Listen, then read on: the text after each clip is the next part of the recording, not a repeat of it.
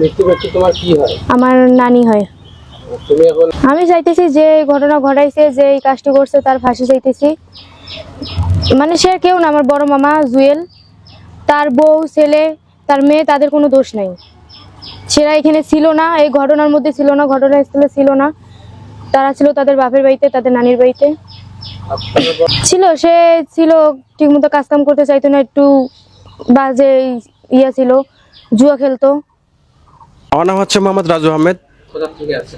হচ্ছে আমি কালকে শুনেছিলাম যে এরকম একটা ঘটনা। আসলে এটা আমার মনে হয় পৃথিবীর সব থেকে জঘন্যতম একটা অপরাধ। সেটা আমার কাছে নয়, প্রত্যেকটা মানুষের কাছে, প্রত্যেকটা আইনের কাছে।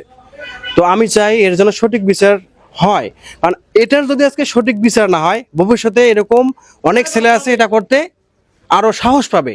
এই সাহসটার জন্য ভবিষ্যৎ কোনো আর ছেলে না পড়ে। আজকে একটা মায়ের সন্তান, আজকে একটা মায়ের বুক খালি হয়েছে, একটা সন্তানের বুক খালি হয়েছে, কালকে যেন এটা আর মানে বিস্তার না হয়। আমরা চাই এরকম ঘটনা থেকে যেন আমরা স্বস্তি বোধ করতে পারি। সঠিক বিচার অবশ্যই সঠিক বিচার তো অবশ্যই। আমাদের কিশোরগঞ্জ থানা যতগুলো মানুষ দায়িত্বে আছেন, থানা থেকে শুরু করে যারা আছে নাকি দায়িত্বে আমাদের থানায়, কিশোরগঞ্জ থানায়, সবার দৃষ্টি আকর্ষণ করছি এনারা যেন এর সঠিক বিচারটা খুব দ্রুত করেন।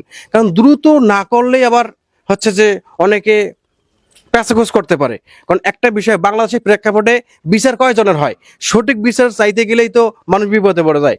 মানে বাংলাদেশটা এমন একটা দেশ যে বিচার চাইতে গেলে মনে হয় আমরা ভিক্ষুক, বিচার সঠিক বিচার আমরা পাই না। তাই আমি চেষ্টা করতেছি, আমি এটা কিশোরগঞ্জ থানার সন্তান, যেন এই বিচারটা খুব দ্রুত হয়। নিজের মাকে কেমনে পারে একটা সন্তান জবাই করে বা হত্যা করে পুঁতে রাখতে, এর মতো জঘন্যতম কাজ আমার পৃথিবীতে আমি দেখি নাই।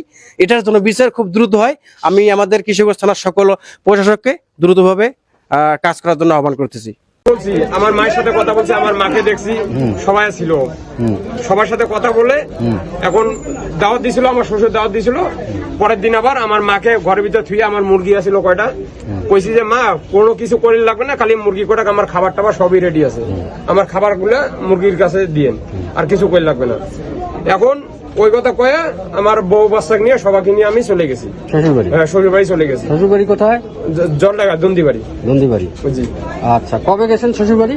ঈদের তিন দিন পর, ঈদের 2 দিন পর, ঈদের পরের দিন গাইতে উঠছি, আর পরের দিন আসে নামছি। 3 দিন হয়েছে, 3 দিনকার দিন নামছি। আর পরের দিন আবার একদিন থেকে, আর পরের দিন আবার আমার বউ বাচ্চাকে নিয়ে দাওয়াত খেতে গেছি। ওখান থেকে আজকে এসছি 12টার কখন দিকে, আসছেন? 12টার দিকে, দুপুর 12টার দিকে।